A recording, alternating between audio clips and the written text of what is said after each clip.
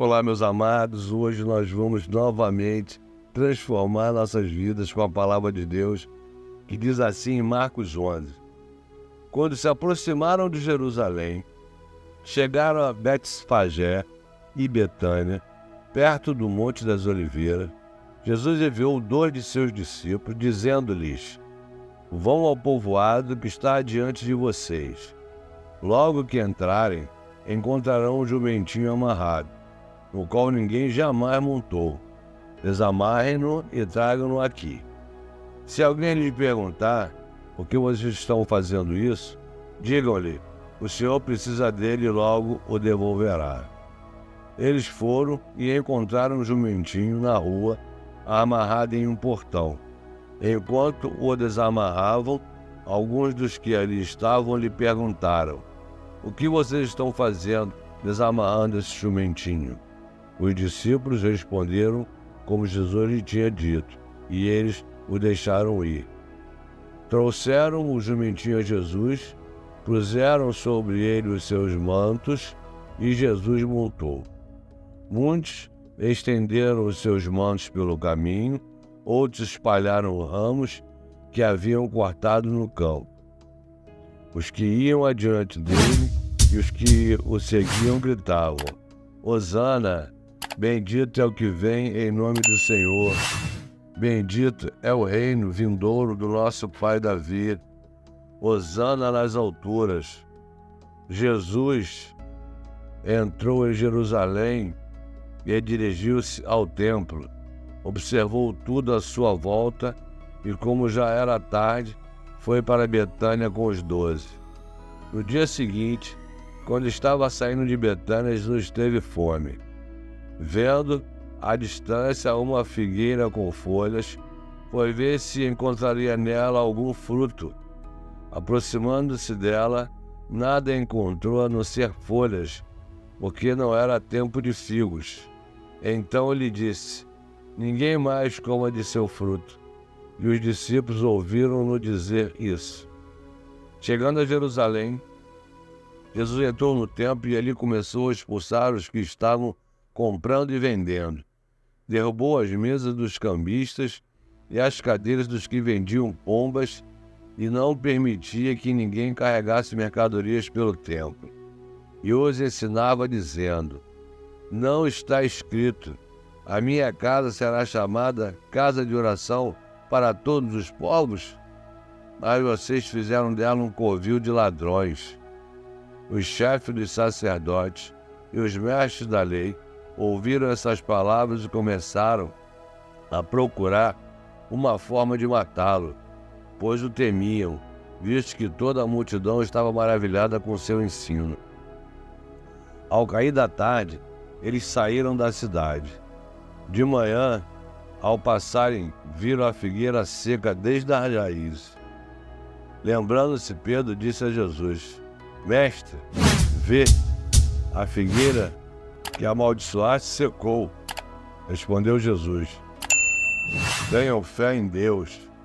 Eu lhes asseguro que se alguém disser a este monte: levante-se e atire-se no mar, e não duvidar em seu coração, mas crê que acontecerá o que diz, assim lhe será feito. Portanto, eu lhes digo: tudo que vocês pedirem em oração, creio que já o receberam, e assim lhe sucederá. E quando estiverem orando, se tiverem alguma coisa contra alguém, perdoem-no, para que também o Pai Celestial lhes perdoe os seus pecados. Mas, se vocês não perdoarem, também o seu Pai, que está no céu, não perdoará os seus pecados. Chegando novamente a Jerusalém, e quando Jesus estava passando pelo templo, aproximaram-se dele os chefes dos sacerdotes, os mestres da lei e os líderes religiosos e perguntaram: com que autoridade está fazendo essas coisas? Quem te deu autoridade para fazê-las? Respondeu Jesus: eu lhes farei uma pergunta. Respondam-me e eu lhes direi com que autoridade estou fazendo essas coisas. O batismo de João era do céu ou dos homens? Digam-me. Eles discutiam entre si, dizendo: Se dissermos do céu, ele perguntará: então por que vocês não creram nele? Se nós dissermos dos homens, então começaram a procurar um meio de prendê-lo, pois perceberam que era contra eles que ele havia contado aquela parábola. Mas tinha medo da multidão, por isso o deixaram e foram embora. Mais tarde, enviaram a Jesus alguns de seus fariseus e herodianos para o apanharem em algumas coisas que ele dissesse. Estes se aproximaram dele e disseram: Mestre, sabemos que és íntegro e que não te deixas influenciar por ninguém, porque não te prendes a aparências dos homens, mas ensinas o caminho de Deus conforme a verdade. É certo pagar imposto a César ou não? Devemos pagar ou não? Mas Jesus, percebendo a hipocrisia deles, perguntou: por que vocês estão me pondo à prova? Tragam-me um denário para que eu o veja.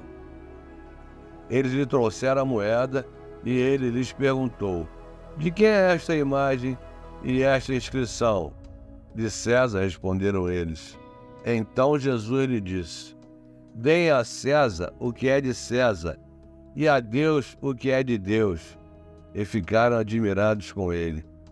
Depois os saduceus, que dizem que não há ressurreição, aproximaram-se dele com a seguinte questão: Mestre, Moisés nos deixou escrito que, se o irmão de um homem morrer e deixar mulher sem filhos, este deverá casar-se com a viúva e ter filhos para seu irmão. Havia 7 irmãos. O primeiro casou-se e morreu sem deixar filhos. O segundo casou-se com a viúva, mas também morreu sem deixar filhos. O mesmo aconteceu com o terceiro. Nenhum dos 7 deixou filhos. Finalmente morreu também a mulher. Na ressurreição, de quem ela será esposa, visto que os 7 foram casados com ela? Jesus respondeu: vocês estão enganados, pois não conhecem as Escrituras nem o poder de Deus. Quando os mortos ressuscitam, não se casam nem são dados em casamento, mas são como os anjos nos céus. Quanto à ressurreição dos mortos, vocês não leram no livro de Moisés, no relato da sarça, como Deus lhe disse: eu sou o Deus de Abraão, o Deus de Isaque e o Deus de Jacó? Ele não é Deus de mortos, mas de vivos. Vocês estão muito enganados. Um dos mestres da lei aproximou-se e os ouviu discutindo. Notando que Jesus lhe dera uma boa resposta, perguntou-lhe: de todos os mandamentos, qual é o mais importante? Respondeu Jesus: o mais importante é este: ouve, ó Israel, o Senhor, o nosso Deus, o Senhor é o único Senhor. Ame o Senhor, o seu Deus, de todo o seu coração, de toda a sua alma, de todo o seu entendimento e de todas as suas forças. O segundo é este: ame o seu próximo como a si mesmo.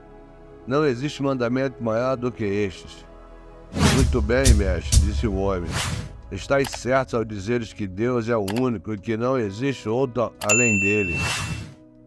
Amá-lo de todo o coração, de todo o entendimento e de todas as forças, e amar o próximo como a si mesmo, é mais importante que todos os sacrifícios e ofertas. Vendo que ele tinha respondido sabiamente, Jesus lhe disse: você não está longe do reino de Deus. Daí por diante, ninguém mais ousava lhe perguntar.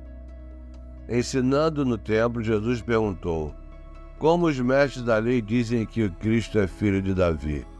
O próprio Davi, falando pelo Espírito Santo, disse: o Senhor disse ao meu Senhor: senta-te à minha direita até que eu ponha os teus inimigos debaixo de teus pés. O próprio Davi o chama Senhor. Como pode, então, ser ele seu filho? e a grande multidão o ouvia com prazer. Ao ensinar, Jesus dizia: cuidado com os mestres da lei. Eles fazem questão de andar com roupas especiais, de receber saudações nas praças e de ocupar os lugares mais importantes nas sinagogas e os lugares de honra nos banquetes. Eles devoram as casas das viúvas e, para disfarçar, fazem longas orações. Esses receberão condenação mais severa. Jesus sentou-se em frente do lugar onde eram colocadas contribuições e observava a multidão colocando o dinheiro nas caixas de ofertas. Muitos ricos lançavam ali grandes quantias. Então, uma viúva pobre chegou-se e colocou 2 pequeninas moedas de cobre de muito pouco valor. Chamando a si os seus discípulos, Jesus declarou: afirmo-lhes que esta viúva pobre colocou na caixa de oferta mais do que todos os outros. Todos deram do que lhes sobrava, mas ela, da sua pobreza, deu tudo o que possuía para viver. Meu amado, você há de concordar comigo que é uma palavra que alimenta a gente, né? Que é uma palavra verdadeira, né? Você há de convir comigo, né? Que está transformando a minha vida e vai transformar a sua, né? Então agora eu vou dar continuidade no devocional de Kenneth Hagin, que diz assim no dia 20. Para seu corpo, a igreja, e qual a sobreexcelente grandeza do seu poder sobre nós, os que cremos, segundo a operação da força do seu poder, que manifestou em Cristo, ressuscitando-o dos mortos e pondo-o à sua direita nos céus, acima de todo principado, e poder, e potestade, e domínio, e de todo nome que se nomeia, não só neste século, mas também no vindouro.